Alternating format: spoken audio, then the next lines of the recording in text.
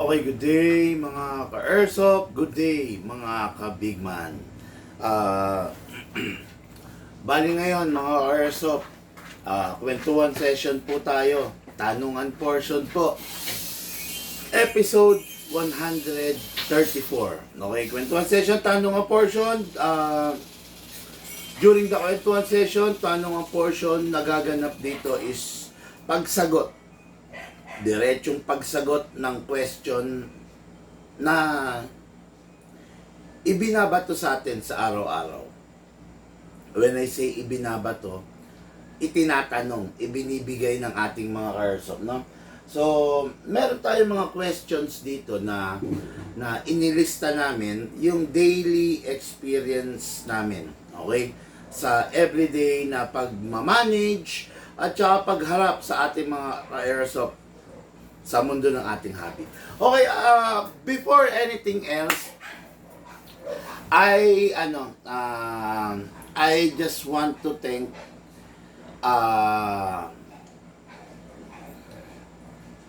hindi ko alam kung dapat bang sabihin ko pa no. Mayora na lang, Arca Airsoft Mayora o Pangasinan. Bahala na kayo, no. Alam niyo naman siguro kung sino ang mga mayora sa Pangasinan, no? Ayaw ko nang ibulgar kasi nagpapatago siya sa pangalan no? Nagpapatago siya. Alam niyo naman kasi ngayon not all pero most of our politiko is nakakaladkad ang pangalan dahil sa scandal na nangyari, yung flood control, di ba? Pero mga ka-airsoft, kailangan lawakan natin lawakan natin mga ka-airsoft yung ating pag-iisip, no? Hindi po lahat ng ating mga politiko is sangkot sa flood control. Meron pa rin talaga mga politiko na matino, no, na hindi talaga sangkot sa mga flood control na ganyan, no. Ito yung kaibigan natin na si Mayora ng Pangasinan is kagagaling lang rito. Binilhan niya yung anak niya ng rifle and pistol. Okay? So, maraming salamat sa iyo, Mayora. Tapos, mga ka-airsoft, pinagdala niya tayo ng peanut butter, no? Actually, napakasarap nitong peanut butter na to. I-try nyo rin, no? Ayan, binigyan niya tayo ng 4 na pirasong peanut butter na Lotus Biscoff. Okay, so, first time kong natikman to, pinatikim sa akin ng aking kapatid, pinares, kasabay ng isang pandesal.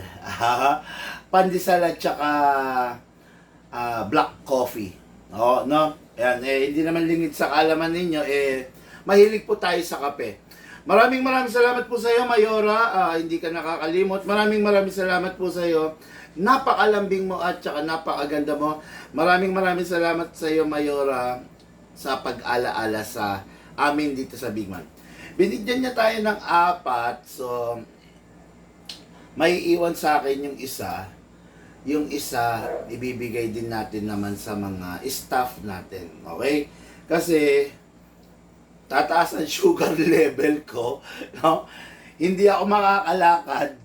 Tataas ang uric acid ko, ang gout.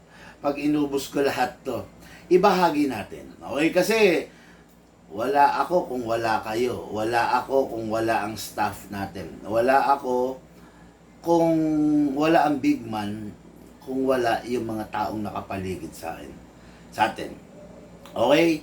Kaya mga ka-airsoft, maraming salamat po sa inyo. Maraming salamat sa suporta ninyo.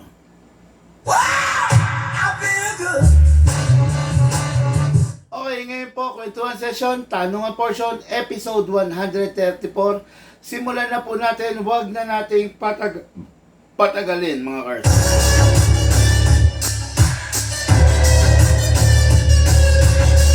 Again, maraming salamat po sa iyo.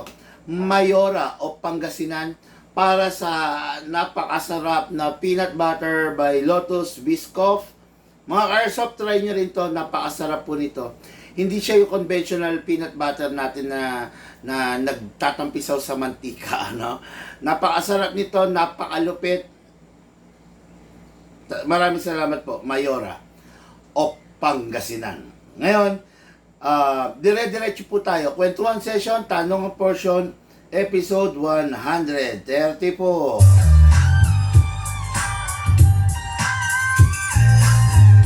Okay, question number 1. Wow! Big man, meron bang minimum and maximum age to play airsoft? Actually, regarding sa minimum, masasabi ko, as long as yung maglalaro, yung hahawak is capable.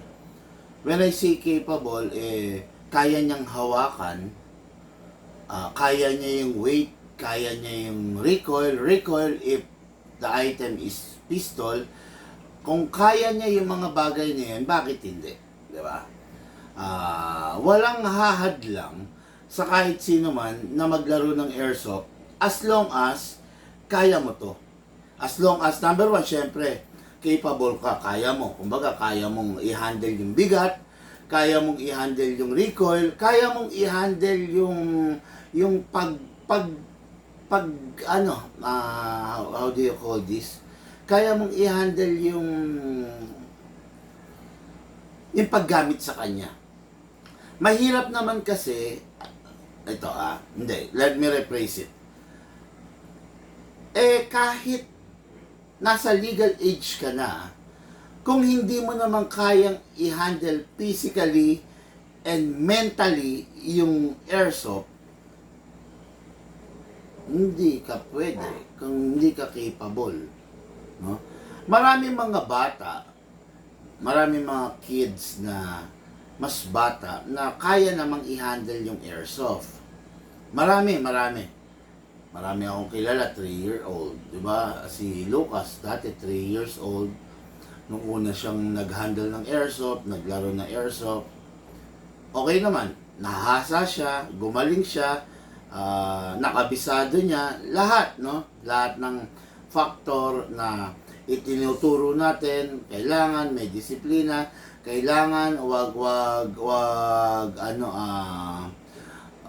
maging careless, lahat na natutunan naman ng bata, no?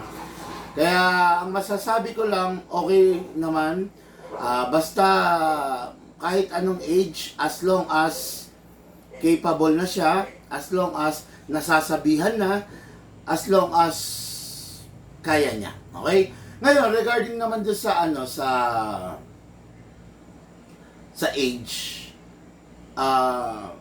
masasabi ko, wala talaga. Basta ang isang panuntunan, capable siya. Regarding sa maximum naman, kahit ilan, no? Kahit ilang age ka, 80, 90, basta kaya mo pa, pwede ka sa hobby natin. Okay? And I just hope nasagot ko ng tama yung question ng ating ka-airsoft.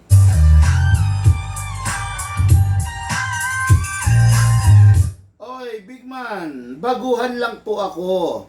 Bumili po ako ng airsoft, pero bakit po ganon? Lagi po siyang nasisira. Ang unit ko po ay isang Glock 18. 2 beses na pong ipinapagawa. Okay, baguhan.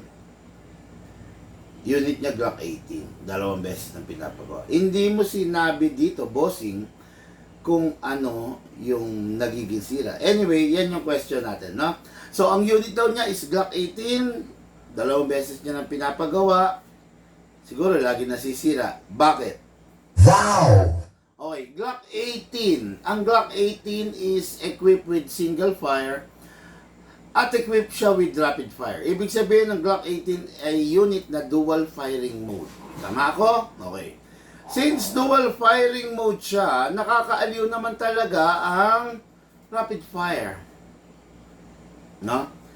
Nakakaaliw ang rapid fire, especially pag meron taong nakapaligid sa iyo. Ang sarap mag-angas, di ba? Papapapa, rapid. Kaya lang ganito mga ka-airsoft, no? Lagi ko po sinasabi sa inyo, kung ako mismo ang papipiliin between Glock 17 and Glock 18, I will not choose the Glock 18. I will choose the Glock 17. Bakit? Ganito kasi yan mga ka-airsoft. Ang Glock 18 ay unit na dual firing mode, may single fire, may rapid fire. The problem with the rapid fire, masyadong naaabuso, masyadong natotorture yung unit, yung, lalo especially Glock, doon sa rapid fire function niya.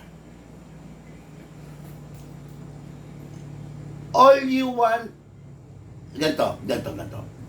Kaya ka nag-airsoft dahil naaliw ka at saka doon sa function niya na nagper-perform ng parang tunay na baril, di ba? Kaya gusto mo mag-airsoft. Ngayon, para ma-replicate niya yung tunay, kailangan mukha siyang, nagpe-perform siya ng parang tunay na baril. Ngayon, yung rapid fire function kasi, wala namang ganun talaga sa tunay na baril, na pistol, di ba? Sa rapid fire, hindi ka kasi makakatama sa rapid fire. Okay? What I'm trying to say, rapido. Okay? Yung 10 balang pakakawalan mo, ni isa doon, hindi tatama doon sa target mo. Rapido yun mga ka-airsoft eh. Ay, nako po, walang direksyon. Kasi nga, rapid fire. No? Tapos isa pa, yung Glock, alam naman natin na walang Glock na full metal. Mostly of the Glock are hard polymer. Since hard polymer, siyempre, mas malambot siya kaysa sa full metal. Diba? Ngayon, sasabayan mo ng rapid, ito. Yung Glock na Glock 17, single fire lang yon. Minsan, dumarating sa puntong nasisira pa rin siya. What more, yung rapid fire. Diba? Kung yung Glock 17 na single fire lang nasisira, ano pa yung rapid fire? Diba? Ano pa yung Glock 18 na may rapid fire? Kung yung Glock 17 single fire lang nasisira, lalo nang prone sirain yung rapid fire. Okay? Ngayon, kung tatanungin mo, ay hindi ko na tatanungin kung ano yung nasisira dun sa unit mo na Glock 18. Isa lang naman talaga ang bagay na prone sa pagkasira sa Glock, especially the Glock 18, the hammer assembly. The hammer set assembly. Pag yan nabitak, pag yan nagloko, pag yan kumalas, talaga naman sira yan. Okay? Ngayon, sasabihin ng iba, dalawa na, dual firing mode naman di gamitin ko na lang yung single fire, hindi na ako magra-rapid fire. Assembly po kasi ang hammer ng Glock. Pag po bumigay yung single fire, bibigay na rin po yung rapid fire. Pag po bumigay yung rapid fire, kasama na rin po niyang masisira ang single fire.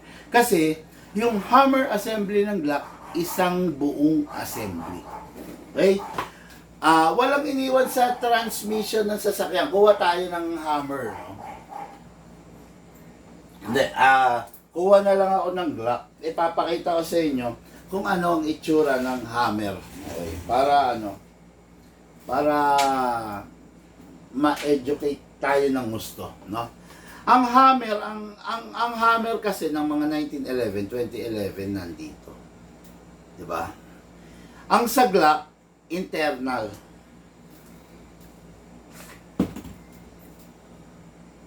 Dali mga cars. Nagbubukas ako ng unit.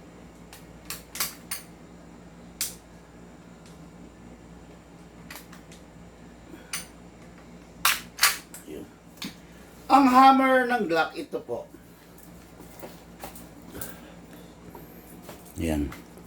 Yan ang hammer assembly ng Glock. Okay, yan. Isang buong assembly po yan. Ito yan, mga karsa pa ito ha. Yan. Isang buong assembly po yan. Ngayon, pag nasira po yan, both single fire and rapid fire are busted. Yan, isang buong assembly yan. Hindi natin pwedeng himayin yan, hindi natin pwedeng palitan lang kung ano yung nasira. Hindi po, isang buong assembly po yan. Na pag nasira yung Glock mo, isang buong assembly mong papalitan yan. Okay, ayan, makikita nyo ang Glock, hard polymer ang Glock. Walang Glock na full metal. Okay, ayan. Yan ang Glock. Ayan yung hammer assembly ng Glock. Okay? Hindi ko na tatanungin kung ano yung nasisira, pero alam ko naman at sigurado ko hammer assembly ang nasisira, no? Indication nasira yung hammer assembly mo pag pinasok mo yung magazine mo at kinasa mo, dire-diretso na yan.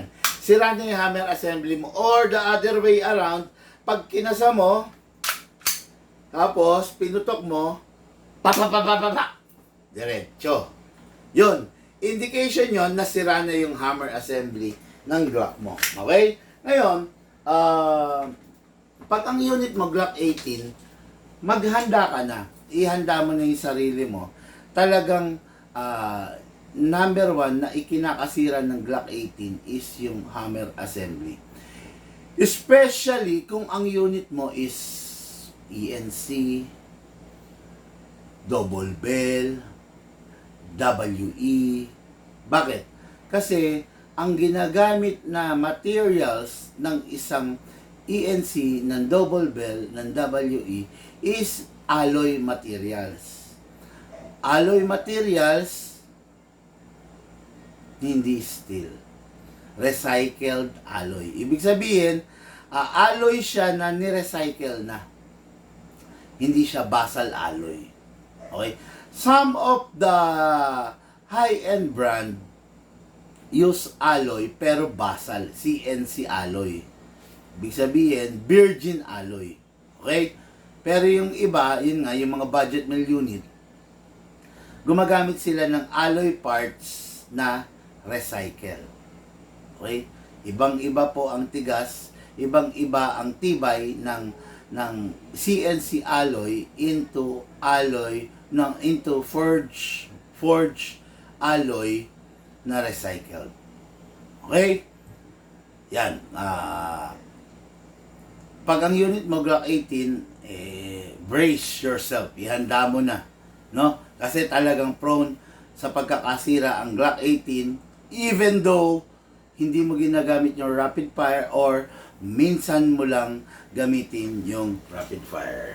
And I just hope na nasagot ko po ng maliwanag yung question, syempre, ng ating ka-airsoft. Wow! Wow, no? Salamat po sa nagtanong niyan. Okay? Ngayon, next question natin.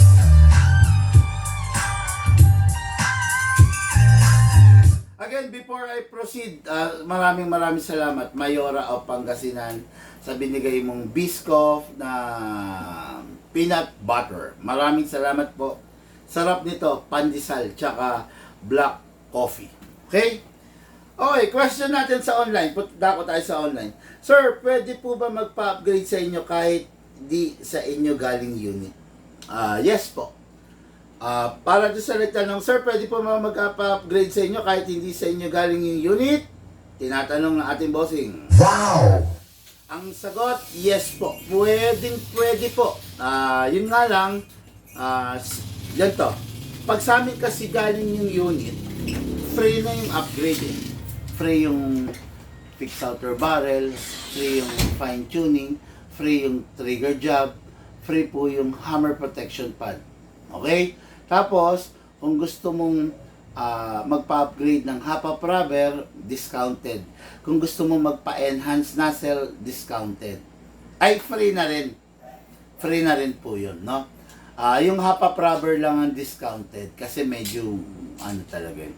Para sa mga magtatanong, magkano ang upgrade ng fine tuning? Ang fine tuning ng Big Man is 500. Ang trigger job ng Big Man is 500. A total of 1,000. Ang hammer protection pad ng Big Man is 700, no? Tapos ang fixed outer barrel ng Big Man is 4,500. Fixed outer barrel po 'yon. Tapos ang enhancement of nozzle ng Big Man is 500. Yan. All in all, total 4,500 plus almost 6,500 to 7,000 ang magagastos mo. Pwera pa yung half rubber doon ha, hindi pa kasama, no? Nasa sa iyo naman po yung kung gusto mong papalitan, pero napakaganda kasi ng magagawa ng isang half rubber sa isang unit. At yan ang ating susunod na question for the day. Somebody once told me the world is gonna roll me. Okay. Next question natin for the day ay... Wow! Big Man, ano po ang naidudulot ng half-up rubber sa isang unit? Okay, ganito yan mga Airsoft, no? Mostly, ang akala ng karamihan, yung bala, pag ipinutok natin, lumilipad ng diretso. Yan ang alam ng karamihan. Pero, hindi alam ng karamihan na mas maganda na pag lumipad yung bala ay pumepektos. Yan. Kung ito yung inner barrel mo, dadaan dyan yung bala, dapat hindi straight.